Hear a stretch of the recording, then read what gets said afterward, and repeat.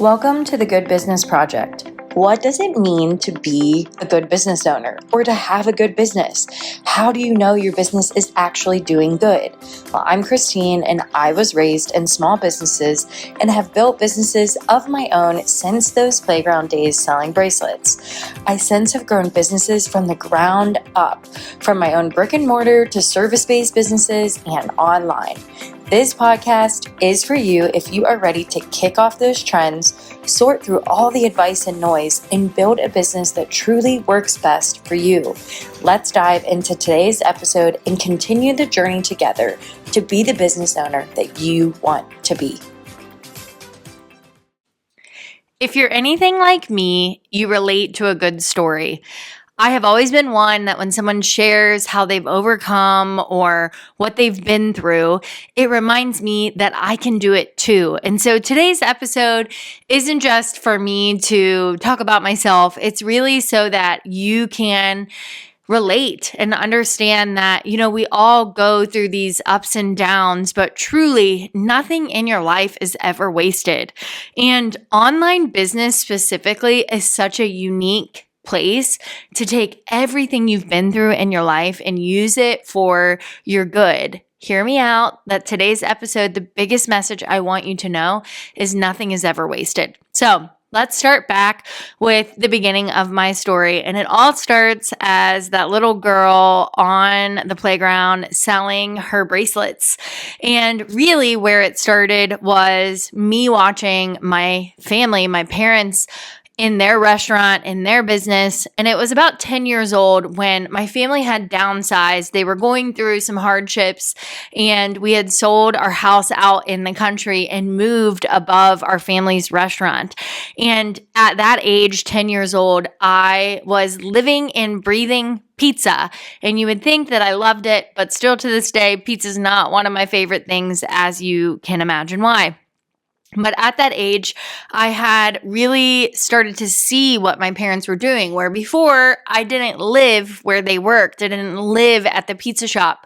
And I think as I was watching them, develop recipes or go through hiring and firing and really seeing the ins and outs of their business, as a 10-year-old little girl, I realized, man, I can do this too. I can make some things and I can sell them. And the funny thing is, when I look back at my life and I look through, as a little girl, I can see signs that entrepreneurship was really something I was designed for. And I knew at a very small age that entrepreneurship was an option. But somewhere in my teenage years, I started to really resent my family's business, and I kind of lost the desire for entrepreneurship because I would be at my basketball games or come home with a really good grade report, and I felt like I was always looking for my parents, but they were nowhere to be found. And what I have realized as I've grown older is it's not the business's fault. I hated business. That's what I thought. I always said, I would never be an entrepreneur. I would never own a business. And then here I am. So how did I go from this resentful teenager who really didn't want anything to do with entrepreneurship to being the entrepreneur I am today? Well, it's been quite the messy journey, but I'm here to tell you that every bit of it was used for my good. So at about 17, I was already at that point. I had done menus and logos and hired and fired employees. I had jumped in and helped my parents in the ins and outs of their business. I had done things for my church and youth ministry, from PowerPoint slides to, helping them with their website, social media, which it was a whole different world back in the day, very much simpler world. And so at 17, I had met Andrew. And at that age, I was still very much, I'm never owning a business, but I was really using all these creative skills to help and really honing in on my creativity. And I still was under this assumption that I would never own a business. And so I worked at a bank. I had a really great job. And after Andrew and I had gotten married when I was 20, I had lost that job. And here I am, newly married, and I have all these creative skills, but I really wasn't using them. I was using them occasionally at church to help people with things, but I had been used to working at the bank at that point and just getting a paycheck. And it wasn't until I lost my job and I sat there with nothing to do and I really started to ask myself and pray and just seek the Lord and say, like, what is it that I am actually made for? Like, I don't want to just go and get a paycheck. Like, what am I supposed to be doing? And it was in that process of really searching for myself that I had realized that though there were a lot of things I resented about my parents' business, that it had taught me a lot. And I had a lot of skills, and specifically skills when it came to graphic design and my creativity. And when I looked through my life, I could see this theme of, creativity. And I felt very firmly graphic design was the path for me. So much so that in Pennsylvania, I went and I did this program where if you take this test for a week, like it's a week-long test, and you test 98% or above in a certain category, they will give you $3,000 a semester for you to go to school for that degree. And so I went through that, and it came out that I should do something in the arts.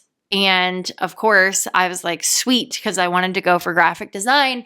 And it was the confirmation I needed that, okay, this isn't just like a wild idea. This is actually something I'm skilled at and I'm going to be good at.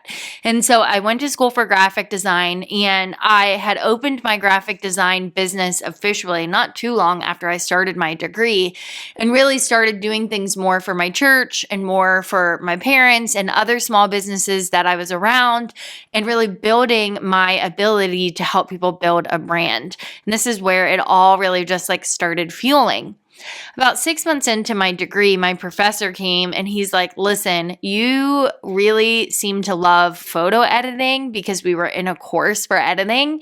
He's like, let me take you into the green room a little bit and teach you photography, because it could be a really great skill for you to have in your business.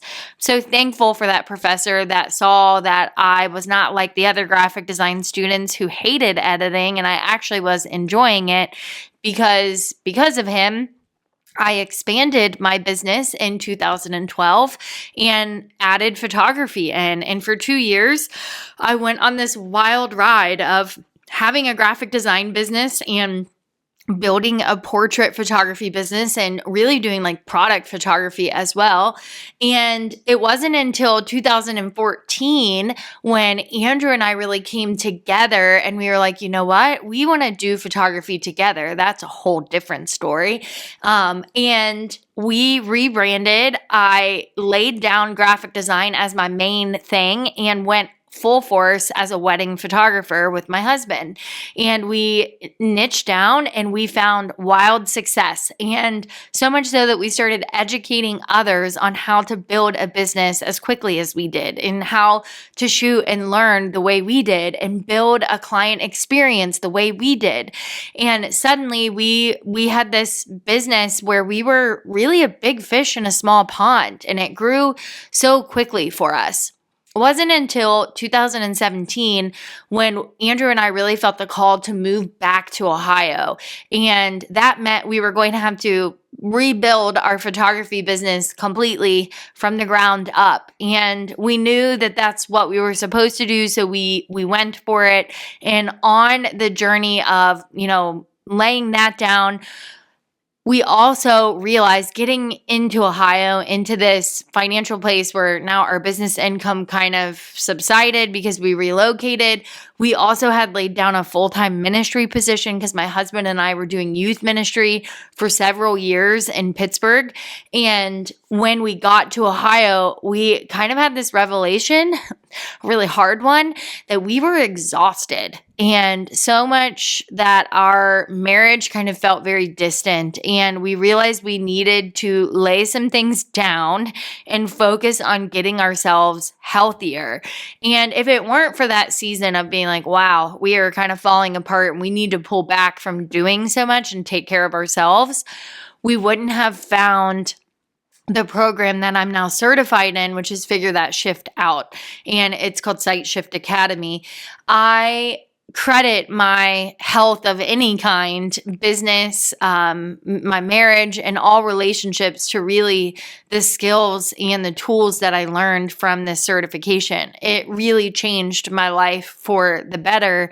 And I remember thinking at the time, like, this is so random. I am all over the place. Like, I have a graphic design degree. I have some photography education. I have a photography business. I've done a graphic design business.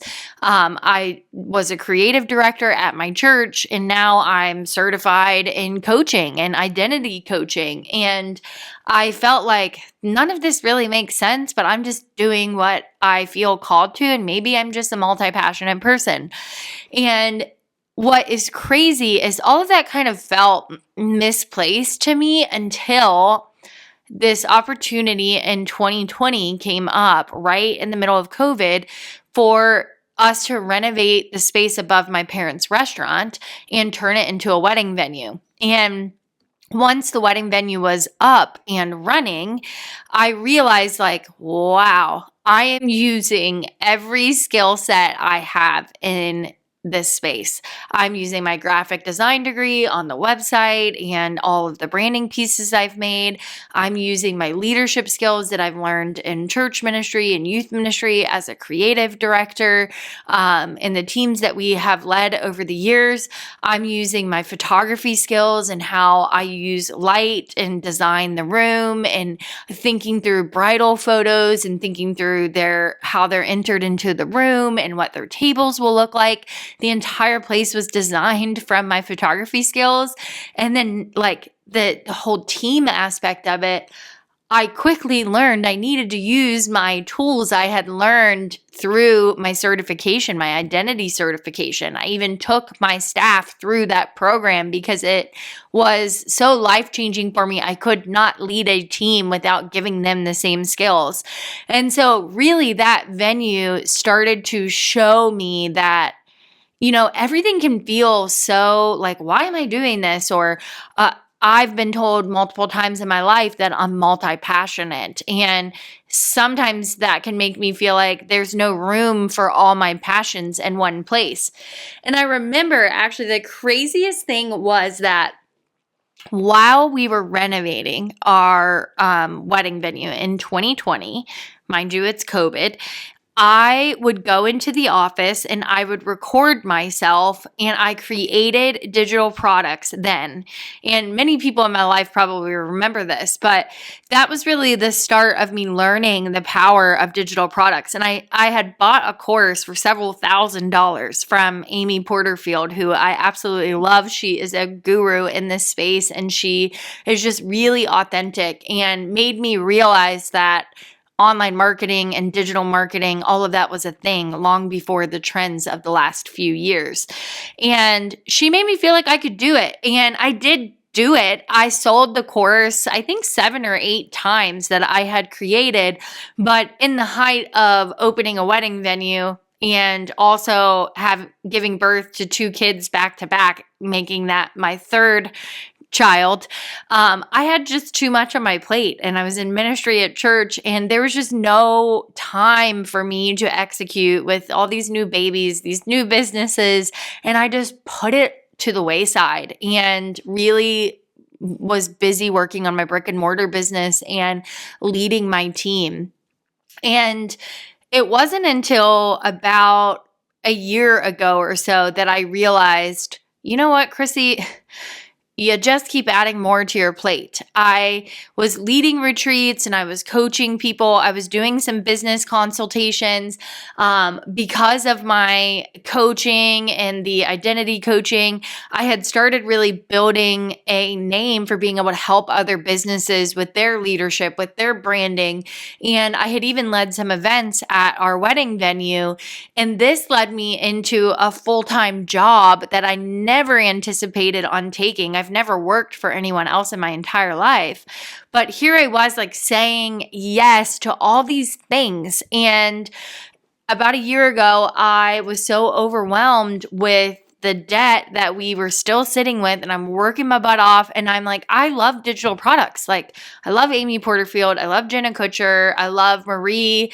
I don't even know how to say her last name. Forleo. I had seen it work, and I was really passionate and resonated with the message of getting time back, because the entire reason I discounted having a business myself was because I saw my parents literally not have a personal life because of their business. I felt like business was bad because it took them away from me. And over the years, I've learned that, okay, business can be whatever you want to make it, but I had developed the same habits my parents had. I had chased business and success and on to the next thing. And I am a multi-passionate person, and I go hard at everything I love to do. And here I was with now 4 kids, a full-time job, a wedding venue, a wedding photography business, a coaching business, and I still did graphic design on the side as well. And I still wasn't able to pay all my bills, and I still wasn't doing digital products. If you're not tired, I don't know. But hear me out that what I have learned is I used to think that all these things I've done, like the wedding venue and graphic design, my photography business, my coaching business, even like my love for interior design, I'm like, they all felt so much. Like, there is no room for me to do all of these things. I'm going to have to lay some of them down. They don't make sense. Until I came here in this online business, it started slowly peeling back the layers for me that nothing I have done in my life is wasted, that I can actually use every bit of it in my online business, even if it's just for storytelling purposes and relatability to you, that it's worth what I went through, that it's not wasted. And I think so often we come into our online business and we think that we've got to go create something new. A lot of times I have the tendency in my life to burn everything down and start over. Like, I think that I just need to do something else because I'm a creator by nature and I'm creative. I often go, well, we got to start from scratch and start over. And instead, what I've learned is that life is this beautiful story, and it really continues building one thing off to the next, and they all tie together. And when you look back, you're like, wow, like, obviously there is a God, because how could all of these things intertwine together so beautifully? And I realize that some of you may be sitting there and like, I do not feel that way at all. I feel like a hot mess, and I feel like I don't know who I am, and I don't know what my skills are. I feel like I love all these things and none of it makes sense. But the problem is that I had, and maybe you're having this too, is when I came to my online business, I was just trying to do what they were doing, and I wasn't trying to make room for me to be me in my online business. I was trying to repeat what I saw them doing because I thought, well, it worked for them, it's going to work for me. And I felt like my story was too much, or I didn't know how to talk about it, or I didn't know how to tell them, like, yeah, I've led all these teams, and it feels like you're bragging, right? Like, it almost feels like it's too much. And instead, in your online business, that very story is the thing that sets you apart. And I'm telling you, in 2025, people are so tired of AI. They are so tired of ChatGPT. They are so tired of the copy and paste content out there on the internet. They want to hear your story. They want to resonate with you. And you are welcome in your business to bring every part of you to the table. And even just that analogy alone of like envisioning a table, my mind doesn't go to a boardroom table. My mind goes to like a really big 10-person table with a big window at the beach. And I'm sitting there, and 10-year-old Chrissy is sitting there with her little bracelets and her Geo pets she beaded together with her business. And then 16-year-old Chrissy is sitting there that's pissed off at her parents and hates business, but realizes she's creative and wonders how she can use it. And then 20-year-old Chrissy is sitting there going, wow, oh my gosh, I've discounted business for my whole life when really I think I might be made for it. And it's not bad and it could be good. And then, Chrissy now is sitting there going, wow, this is incredible. This online business, like all of me can come here. Every part, every story I've had, every job I've had, I can go into so much detail of like random jobs and internships I had over the years and how they play a part in my life now, and nothing is wasted. If there's anything I can tell you throughout my story and why I'm building an online business, because that's a question I get a lot, is like, why? And really, it's because one, I feel home here because I finally feel like all of me is welcome in this space, that every part of me can sit at this table and has a story that can be told, but not just a story to be told for me, but a story to be told for you. I finally feel like my life and the days I've walked can be used for greater impact. And that, my friends, tells me I'm right where I'm supposed to be. But I want you to know that we're not creating a new you to start an online business. And I want you to know that your story that you've already walked is enough to build an online business. The things you've been through are not wasted. And a lot of times our fear of rejection or our unworthiness that we feel keeps us from bringing those up. A lot of times I don't like talking about, some of the pains I went through in my childhood. And I never wanted to seem like I'm, throwing my parents under the bus, because they can only do what they can do. My parents tried really, really hard, and what they did was enough. And I'm so thankful for the ethic they have. I'm so thankful that my parents dreamt dreams and I got to watch them as entrepreneurs. I'm so thankful that I had the opportunity to exercise my creativity as a young girl. But I used to look at that as pain. But the reason why I can look at it now and I can build a business the way I can is because I've never been one to let my pain continue to be the rocks that are thrown at me, but instead know that nothing is wasted. And then I can use those seasons, every job I've been through, every skill I've had, to build an online business that feels like mine, that feels like home, and that ultimately has greater impact and reaches the people it's meant to reach. So I want to wrap this up by talking to a few different people. I know there are a lot of you that watch my YouTube channel and listen to my podcast because you're friends or you want to support me and you're just here to cheer me on. And I so appreciate that, but I want you to know that there is so much inside of this episode that applies to you, that no part of your story should be wasted, that you don't need to be a new version of yourself for wherever you're going in life. Maybe you don't want to start a business. Maybe you already are doing what you feel called to do. But please know that there are parts of your life that are lying dormant right now, bits and pieces of your story that you might feel shame in, or whatever it may be, that you're not utilizing.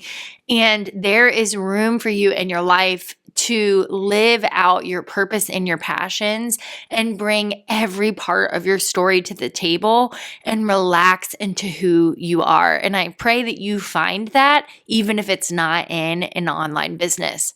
Maybe you're like, hey, Chrissy, this is really stirring me up, and I'm realizing that I do want to create an online business. Well, I have amazing news that I have a free resource. It's called the Thrive Audit, and it really gets to the heart of who you are, your story, your pains, the things you enjoy doing, and helps you unlock those superpowers so you can build an impactful online business.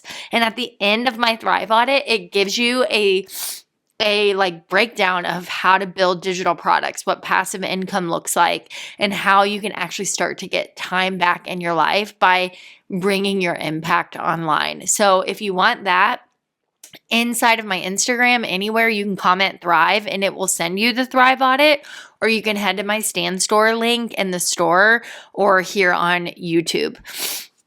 From there, if you're like, Chrissy, I'm here, I'm building an online business, but I've realized that I have been trying to be like them. And though I've heard it a bajillion times, you have made me realize with the story you've told today that I am in fact trying to burn my life down. I am trying to create a new version of myself, and I'm not bringing my story to the table. And the only way I'm going to build an impactful business is by knowing that no part of my story is wasted, that every part of me is welcome here in this business. And I'm committing in 2025 to using my story not just for myself and my own healing, but to impact others. And I'm super excited for you because in 2025, you are going to stand out because you're not going to be a second grade version of someone else. Instead, you are bringing every part of you to the table, creating a home online that not only feels home for you, but home for so many others that need to hear your story and your message. As always, like and subscribe on YouTube. Make sure you hit the bell. You'll be notified each week as I add a video to my channel. And then on your podcast form, wherever you're watching, make sure you like and subscribe there. And I would love to see comments wherever you're watching. Let me know what resonated with you today, what really stuck out to you about what I've spoke about, and more than anything, just say hi. I would love to know where you're watching and how you're watching and how this impacted you and your business or your life. As always, thanks for supporting me and tuning in to my weekly YouTube and podcast channel, and I'm looking forward to spending time with you again next week. See ya.